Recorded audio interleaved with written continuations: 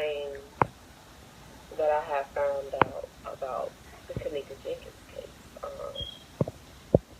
But one thing that I do want to put out there is that her death was not an accident. It was not an accident. And before I proceed to say anything within this video, I do want to say that none of what I'm saying, I'm verbalizing it to be true, because I don't want any legal action to be taken against me as far as hearsay goes.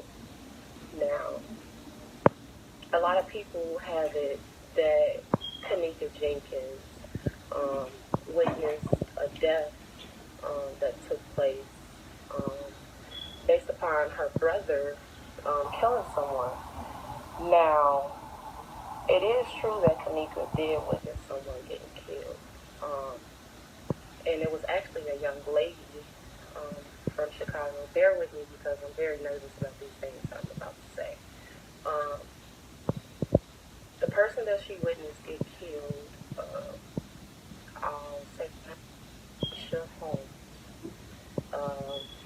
She was a young lady who was gunned down in the city of Chicago. She was shot 12 times in the Logan Square area, the same area where Kenneka was from. Now, based upon my research, I've been following this case since 2017, since it first ever happened. Based on my research, supposedly Kenneka saw that young lady that was shot 12 times get killed, and she went back to Monifa and let Monifa know that she knew the killer of this young lady. Being that I'm from Chicago, I won't say who the person was, but a lot of people have it in their mind that the Roland boy is the person that killed him, but it's another T.Y. His last name is Sanders. I just put it out there actually. T.Y. Sanders is a person that a lot of people need to look into. So,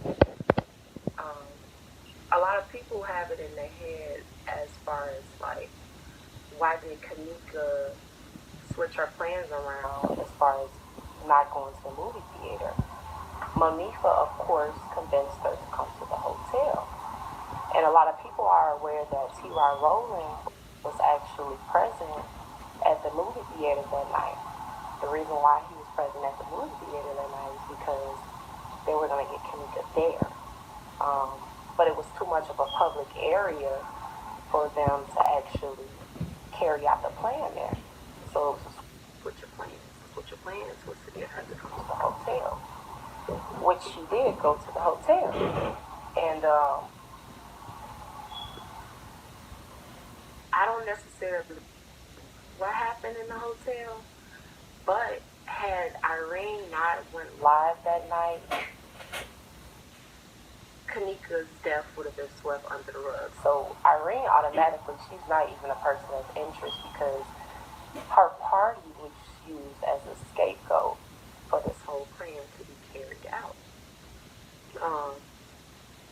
Monifa and Shamaya were definitely the last two people to see her alive. Now, there was a lot of people at the hotel that night that a lot of us aren't even aware of. They had a second room on the floor. Pretty much, Kenneka was gang stalked. There's this definition called gang stalk, where if you're like a snitch, if you steal some money from the wrong people, pretty much the streets of Chicago, they set out hits for you. They put money on your head. And Kenneka had money on her head because of her witnessing LaQuisha. I don't know if I'm saying her name right. LaQuisha Holmes getting gunned down. And she went back to Monifa and let her know. Monifa went back to the Rowland brothers and told them. And I don't know if a lot of you all know that the Rowland brothers, their father's name is Charles Nesbitt, and he's actually a Mason. How do I know these things? I know these things because I'm from Chicago. I've been following the case since 2017. I've just never publicized anything that I found out because I've been in fear of, just being stalked myself, but it's kind of like it's weighing heavy on my heart. And after seeing that MTV episode, I just felt the need to come out about it. Back to what I was going to say, Charles Nesbitt. You can look this up. You all could do the research. The name is correct. Their father's name, the Rowland brothers' name, father's name is Charles Nesbitt. He's the one who actually ordered the hit out on Kenneka. If anybody knows anything about Charles, he's actually a high-ranking Mason. Now, if you know anything about Masons, they need to be fucked with. They're not to be fucked with. They know people everywhere. If you guys know anything about Teresa, Teresa is an Eastern Star. And that is the reason why a lot of the confusion came about, where she switched her stories up a lot. Due to the fact that she's Eastern Star, she had to move a little bit differently. Her boyfriend, his name is James Coleman. Her boyfriend at the time, he was also a Mason, and he happened to be very close friends with Charles Nesbitt. So what does that sound like to you all? A setup at its best. If anybody knows the Coleman guy, he left Teresa after Kenneka's passing. But pretty much what I'm trying to get to is this. Unfortunately, Kenneka witnessed a death. She trusted her friend Monifa.